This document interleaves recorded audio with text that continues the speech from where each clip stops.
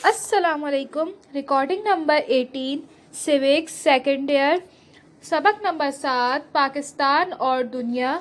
तफसीली सवालात व जवाबात। सवाल नंबर 1, पाकिस्तान की खारजा पॉलिसी के उसूल और मुतय्यनात बयान करें। जवाब। हेडिंग आएगी पाकिस्तान की खारजा पॉलिसी के मुतय्यन करने वाले अवामिल।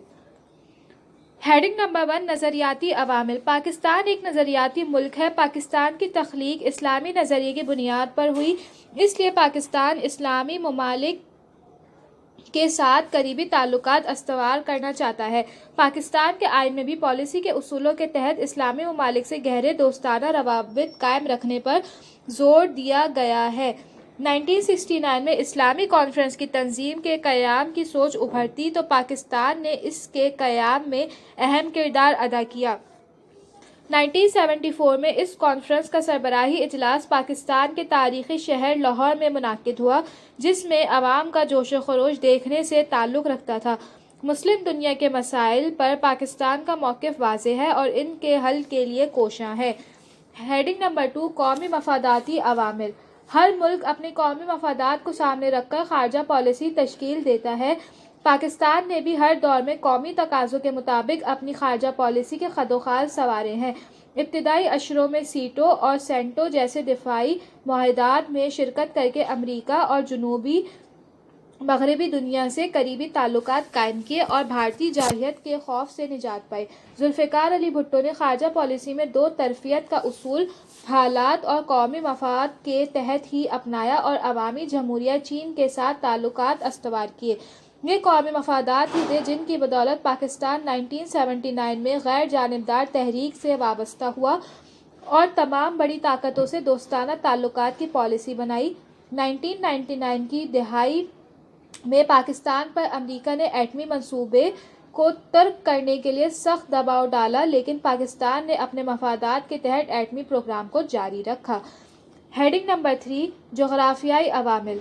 हर मुल्क का महलो-वकू इसकी खारजा पॉलिसी पर असरअंदाज होता है। पाकिस्तान जनूबी एशिया, मशरिक़ वस्ती और वस्ती एशिया के संगम में वाक़ है। चीन और भारत इसके पड़ोस में है। अफ़गानिस्तान और ईरान जैसे मुस्लिम ममालिक से पाकिस्तान की सरहदें मिलती हैं। ये सारे जोग्राफियाई अवामिल पाकिस्तान की खारजा पॉलिसी पर असरअंदाज होते हैं। चीन से दोस्ती हमारी बुनियादी ज़रूरत है और पड़ोसी इस्लामी ममालिक से अच्छे ताल्लुकात पाकिस्तान की खारजा पॉलिसी का बुनियादी उसूल है। अपने जोग्राफियाई महल वकू की वजह से ही पाकिस्तान इको, सार्क और आसियान जैसी बैनुल-अक़वामी इलाकाई तंजीमों का रुकन बना है।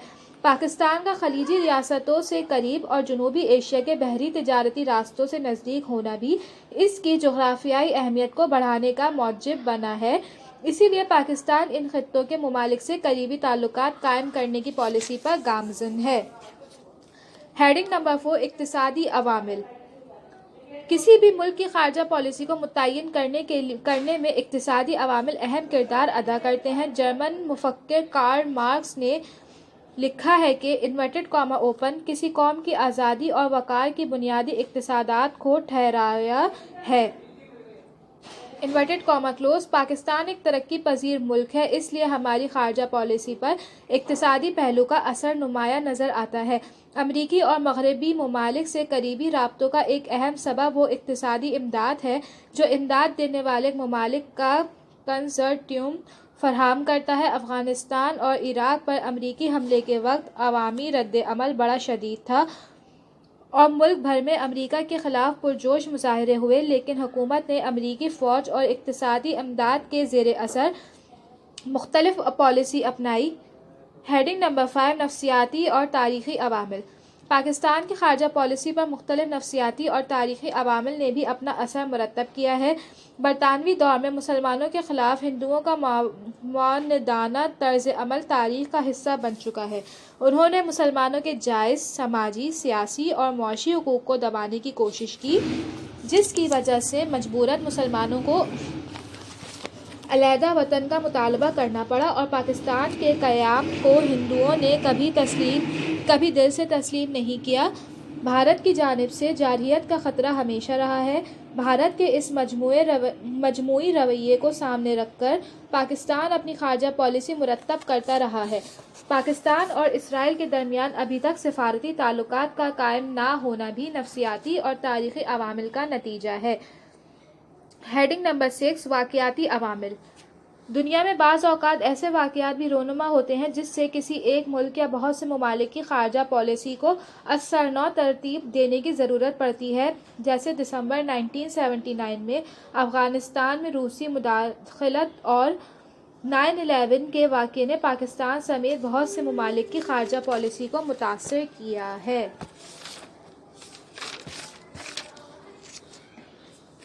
ہیڈنگ آئے گی پاکستان کی خارجہ پالیسی کے نمایاں اصول۔ ہیڈنگ نمبر 1 آزاد خارجہ پالیسی۔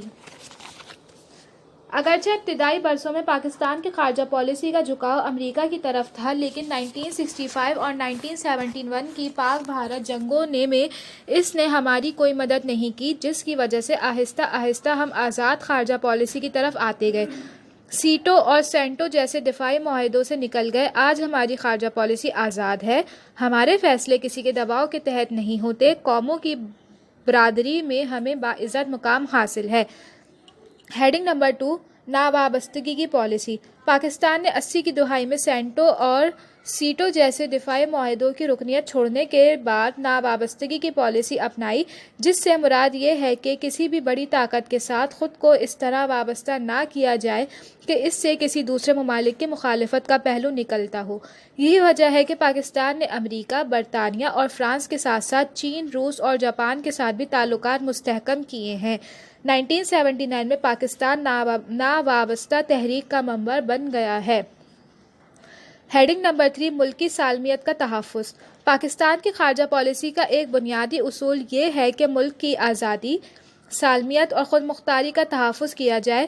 بھارت نے ایٹمی دھماکے کیا تو ملکی سالمیت کی پیش نظر پاکستان نے بھی جوابی ایٹمی دھماکہ کر دیا۔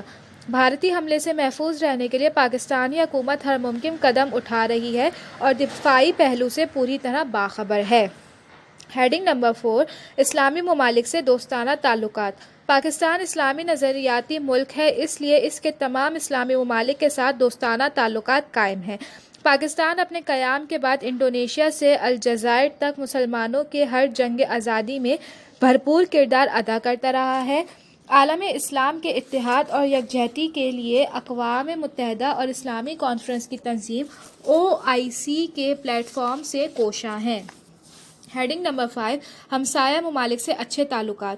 پاکستان کی خارجہ پالیسی کا ایک اہم اصول یہ ہے کہ تمام ہمسایہ ممالک سے خصوصی طور پر اچھے تعلقات قائم کیے جائیں۔ اس اصول کے تحت ایران اور چین کے ساتھ ہمارے تعلقات بہت ہی اچھے ہیں۔ پاکستان نے ان دونوں ممالک کے ساتھ سرحدی معاہدے کر کے باہمی دوستی کو فروغ دیا ہے۔ افغانستان کے ساتھ تعلقات میں اتار چڑھاؤ رہا ہے، لیکن اب تعلقات بہتر ہوتے جا رہے ہیں۔ بھارت کے ساتھ مسئلہ کشمیر کی وجہ سے تعلقات ہمیشہ کشیدہ رہے ہیں۔ حال ہی میں دونوں ممالک کے درمیان بہتر تعلقات کے مسئلے میں بات چیت کا ایک سلسلہ شروع ہو گیا ہے۔ ہیڈنگ نمبر 6 تیسری دنیا کے ممالک سے قریبی رابطہ۔ پاکستان ایشیا، افریقہ اور لاطینی امریکہ کے ترقی پذیر ممالک کے ساتھ قریبی روابط کا خواہاں ہے۔ 1959 میں بنڈو ونگ کانفرنس اور بعد ازاں غیر جانبدار ممالک کے اتحاد کے لیے بھی جو کوشش کی گئی، پاکستان ان میں پیش رہا۔ پاکستان نے تیسری دنیا کے 77 ممالک کے گروپ کو منظم کرنے میں بھی بنیادی کردار ادا کیا ہے۔ رکن ممالک نے پاکستان کو گروپ کا چیئرمین منتخب کر کے اس کی کوششوں کو سراہا۔ ہیڈنگ نمبر 7 اقوام متحدہ کے چارٹر پر عمل۔ پاکستان اقوام متحدہ کے چارٹر کا احترام کرتا ہے۔ پاکستان نے ان تمام کوششوں کی حمایت کی ہے جو اس نے اپنے چارٹر کو عملی جامہ پہنانے کے لیے سر انجام دی ہیں۔ ہیڈنگ نمبر 8 حق خودداریت کی حمایت۔ پاکستان محکوم اقوام کی حق خودداریت کی حمایت کرتا ہے اور وہ یہ نہیں چاہتا کہ کوئی ملک کسی دوسرے ملک کا غلام رہے۔ ہیڈنگ نمبر 9 تخفیف اسلحے کی حمایت۔ پاکستان تخفیف اسلحے کے لیے کی جانے والی تمام بین الاقوامی کوششوں کی حمایت کرتا ہے۔ پاکستان دنیا سے ایٹمی جنگ کے خطرات کا سدباب چاہتا ہے اور ایٹمی توانائی کو پرامن مقاصد کے لیے استعمال کرنا چاہتا ہے۔ بھارت کے ایٹمی دھماکے کے جواب میں پاکستان نے 28 مئی 1998 کو ایٹمی دھماکہ کرکے توازن دہشت قائم کر دیا ہے، جس میں جنگ کے امکانات ختم ہو گئے ہیں۔ ہیڈنگ نمبر 10 نسلی امتیاز کی مخالفت۔ پاکستان نسلی امتیاز کی پالیسی کا ہمیشہ مخالف رہا ہے۔ جنوبی افریقہ، نمیبیا اور روڈیشیا جیسے علاقوں میں سفید فاموں کی نسل پرستانہ پالیسی کی پاکستان کی ہر حکومت مخالفت کرتی رہی ہے۔ اس نسلی امتیاز کی پالیسی کی وجہ سے پاکستان نے جنوبی افریقہ سے اپنے سیاسی اور تجارتی تعلقات منقطع کر دیے ہیں۔ ہیڈنگ نمبر 11 جارحیت کی مخالفت۔ پاکستان امن کا داعی ہے اور طاقت کے استعمال کو بطور پالیسی قابل مذمت سمجھتا ہے۔ پاکستان چاہتا ہے کہ بین الاقوامی تنازعات گفت و شنید، مذاکرات اور ثالثی ذریعے حل کیے جائیں۔ ہیڈنگ نمبر 12 سرمایہ کاری کے لیے پالیسی۔ موجودہ دور معیشت کا دور ہے اور ہر قوم معاشی میدان میں اپنا حق حاصل کرنے کے لیے کوشش کر رہی ہے۔ اس لیے پاکستان کی خارجہ پالیسی کا ایک اہم اصول یہ ہے کہ زیادہ سے زیادہ بیرونی سرمایہ کار پاکستان میں سرمایہ کاری کرے۔ اس ضمن میں حکومت پاکستان نے اپنے سفارت خانوں کو خصوصی ہدایات جاری کر رکھی ہیں۔ اپنی پیداوار کی کھپت اور ضروری اشیاء کی سستے دام و درآمد بھی اس پالیسی کا جزو ہے۔ سوال نمبر 2 مسئلہ کشمیر پر تفصیلی مضمون قلم بند کیجیے۔ جواب۔ ہیڈنگ آئے گی مسئلہ کشمیر۔ ریاست جموں و کشمیر کا شمار ہندوستان کی اہم ترین مسلم ریاستوں میں ہوتا تھا۔ 16 مارچ 1846 کو عہد نامہ امرتسر کی روح سے انگریزوں نے 75 لاکھ روپے کے عوض کشمیر گلاب سنگھ ڈوگرہ کے ہاتھ فروخت کر دیا۔ اسی دن سے کشمیر میں ڈوگرہ راج کا تاریک دور شروع ہوا۔ قانون آزادی ہند 1947 کی روح سے ہندوستان کی ریاستوں کو یہ اختیار دیا گیا کہ وہ بھارت یا پاکستان میں سے کسی ایک کے ساتھ الحاق کر لیں۔ ہیڈنگ آئے گی کشمیر کے پاکستان کے ساتھ الحاق کے اسباب۔ پوائنٹ نمبر 1 1941 کی مردم شماری کے مطابق ریاست کی کل آبادی 40 لاکھ سے زائد تھی۔ اس میں مسلمانوں کی آبادی کا تناسب 80% تھا۔ آزادی کے بعد مسلمان قدرتی طور پر پاکستان میں شامل ہونا چاہتے تھے۔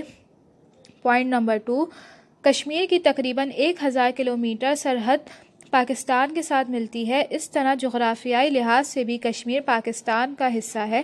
ریاست جموں و کشمیر کا کل رقبہ 84,471 مربع میل ہے۔ پوائنٹ نمبر 3 بیرونی دنیا سے وادی کشمیر میں داخل ہونے کے لیے 3 بڑی راستے پاکستان سے جاتے ہیں، جبکہ بھارت کے پاس ایک ہی راستہ ہے جو پٹھان کوٹ سے ہو کر گزرتا ہے۔ ریڈ کلف ایوارڈ کی ابتدائی اسکیم کے مطابق گوادر اسپور کو پاکستان میں شامل ہونا تھا۔ پوائنٹ نمبر 4 پاکستان کے 3 دریا جہلم، چناب اور سندھ کشمیر سے نکلتے ہیں۔ اس طرح کشمیر پاکستان کے لیے شہر کی حیثیت رکھتا ہے۔ پوائنٹ نمبر 5 کشمیر کے عوام مذہب، تہذیب و تمدن کے اعتبار سے اہلیان پاکستان سے بہت قریب ہیں۔ پوائنٹ نمبر 6 تحریک پاکستان کے دوران کشمیر کو مسلم ریاست کا ہی حصہ سمجھا جاتا تھا۔ نقاش پاکستان چودھری رحمت علی کی تجویز کردہ نقشے میں کشمیر کو پاکستان کا حصہ بتایا گیا ہے اور لفظ پاکستان میں کاف کشمیر کی نمائندگی کرتا ہے۔ ہیڈنگ نمبر 2 کشمیر کا بھارت کے ساتھ الحاق۔ کشمیر کا غیر مسلم حکمران راجہ ہری سنگھ ڈوگرہ اور نیشنل کانفرنس کے صدر شیخ محمد عبداللہ کشمیر کا الحاق بھارت کے ساتھ کرانا چاہتے تھے، جبکہ کشمیری عوام کی اکثریت مسلم کانفرنس کی قیادت میں پاکستان کے ساتھ الحاق چاہتی تھی۔ ان حالات میں 27 اکتوبر 1947 کو ہری سنگھ نے انتہائی عیاری سے کام لیتے ہوئے کشمیر بھارت الحاق کی دستاویز پر دستخط کیے۔ لارڈ ماؤنٹ بیٹن نے اس الحاق کو تسلیم کرتے ہوئے اسے عارضی بتایا اور ہری سنگھ کو لکھا کہ ریاست کا مستقبل عوام کی مرضی سے طے کیا جائے گا۔ پاکستان نے اس الحاق کو تسلیم نہ کیا۔ اس موقع پر بھارت نے بڑی تعداد میں اپنی فوجیں کشمیر میں داخل کر دیں۔ اس کے رد عمل کے طور پر کشمیری مجاہدین اور پاکستانی فوج نے جوابی کارروائی کی اور کشمیر کے 1/3 حصے کو بھارت سے آزاد کرا لیا۔ جس کو آج کل کشمیر کے نام سے پکارا جاتا ہے، 24 اکتوبر 1948 کو سردار محمد ابراہیم خان کی زیر قیادت آزاد کشمیر میں ایک عارضی حکومت کا قیام عمل میں لایا گیا، جس کا صدر مقام پلندری کا علاقہ تڑاخیل تھا، جو بعد میں مستقل طور پر مظفر آباد منتقل کر دیا گیا تاکہ آزادی کے بعد مظفر آباد کی اشیاء کو اصل دارالحکومت سری نگر منتقل کرنا آسان رہے، جو اب ایک خواب بن کر رہ گیا ہے۔ ہیڈنگ نمبر 3، مسئلہ کشمیر اقوام متحدہ میں۔ مجاہدین کی کامیابیوں کو دیکھتے ہوئے بھارتی حکومت 1 جنوری 1948 کو مسئلہ کشمیر اقوام متحدہ میں لے گئی۔ 20 جنوری 1948 کو سلامتی کونسل نے ایک قرارداد کے ذریعے کشمیر کے لیے اقوام متحدہ کا کمیشن برائے ہندو پاک قائم کیا، جس نے 13 اگست 1948 اور 5 جنوری 1949 کو 2 قراردادیں منظور کی، جن کا خلاصہ یہ ہے: پوائنٹ نمبر 1، جنگ فوراً بند کر دی جائے۔ پوائنٹ نمبر 2، دونوں ممالک کشمیر سے اپنی فوجیں واپس لیں۔ پوائنٹ نمبر 3، کشمیر کے مستقبل کی حیثیت کا تعین عوام کی آزادانہ رائے سے کیا جائے گا۔ Paragraph change. کشمیر سے متعلق کمیشن نے جنگ بندی تو کرا دی، لیکن باقی 2 معاملات طے کرنے میں ناکام رہا، جس کی وجہ سے مسئلہ کشمیر دونوں ملکوں کے درمیان باعث نزاع بن گیا۔ اس مسئلے کو پرامن طریقے سے حل کرنے کے لیے اقوام متحدہ کے کئی وفود پاکستان آئے، مگر بھارت کی ہٹ دھرمی کے باعث کوئی تصفیہ نہ ہو سکا۔ مارچ 1965 میں بھارتی پارلیمنٹ نے کشمیر کو بھارت کا اٹوٹ انگ قرار دیا۔ اس فیصلے سے کشمیری عوام میں غم و غصے کی لہر دوڑ گئی۔ انہوں نے اگست 1965 میں انقلابی کونسل قائم کرکے ریاست کو ہندوستانی چنگل سے آزاد کرانے کے لیے اپنی جدوجہد کا آغاز کیا۔ بھارت نے اس کو بہانہ بنا کر 6 ستمبر 1965 کو پاکستان پر حملہ کر دیا، جس سے دونوں ممالک کے درمیان جنگ چھڑ گئی۔ بالآخر سلامتی کونسل کی قرارداد کی روح سے یہ جنگ بند ہوئی اور 10 جنوری 1966 کو معاہدہ تاشقند ہوا۔ Paragraph change. مقبوضہ کشمیر میں بھرپور مسلح تحریک دسمبر 1989 میں شروع ہوئی، جب بھارتی افواج نے کشمیریوں پر مظالم ڈھانے کا سلسلہ شروع کیا۔ تب سے اب تک کم و بیش 90,000 کشمیریوں کو شہید کیا جا چکا ہے۔ بھارت کو اس حوالے سے دنیا بھر میں شرمندگی کا سامنا ہے۔ کشمیر میں 7 لاکھ سے زائد سیکورٹی اہلکاروں کی تعیناتی اس بات کا ثبوت ہے کہ بھارت کشمیریوں کو دبا کر رکھنا چاہتا ہے۔ اقوام متحدہ کے مطابق اس مسئلے کا واحد حل استصواب رائے ہے۔ پاکستان اس کے لیے تیار ہے اور بھارت اس کی مخالفت کر رہا ہے۔ اب یہ مسئلہ مزید پیچیدہ ہوتا جا رہا ہے، کیونکہ کشمیریوں کی ایک معقول تعداد آزاد اور خود مختار کشمیر کے حق میں ہے۔ وہ چاہتے ہیں کہ گلگت بلتستان کو بھی کشمیری ریاست کا حصہ بنایا جائے۔ مسئلہ کشمیر کی وجہ سے پورے خطے کی سلامتی داؤ پر لگی ہوئی ہے۔ پاکستان اور بھارت ایٹمی طاقتیں ہیں، ان کے درمیان تصادم عالمی امن کے لیے تباہ کن ہوگا۔ دوسری طرف دونوں ممالک کے درمیان وقفے سے مذاکرات کا سلسلہ بھی جاری ہے۔ اپریل 2005 میں سری نگر مظفر آباد بس سروس کا اجرا اور اکتوبر 2008 میں 61 سال بعد براستہ کنٹرول لائن تجارتی راستے کی بحالی یقیناً مسئلہ کشمیر کے حل کی جانب ایک اہم قدم ہے۔